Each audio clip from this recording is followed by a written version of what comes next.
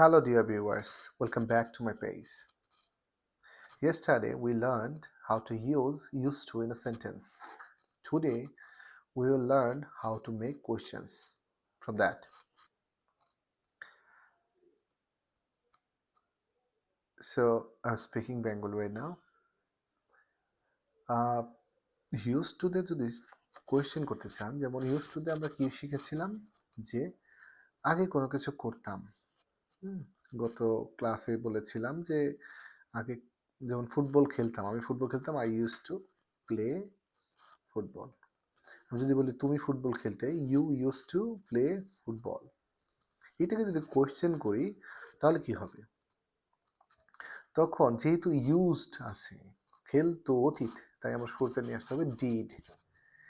Did you use to play football? Did you use to play football? এইভাবে question করতে হবে। আমি যদি বলি যে সে কি এখানে বাস করতো, did she use to live here?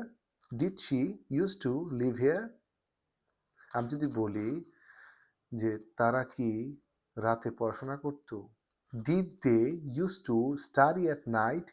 Did they use to study at night? তার মানে এখানে ডিড আসতেই হবে। থ্যাংক ইউ, ভালো থাকবেন।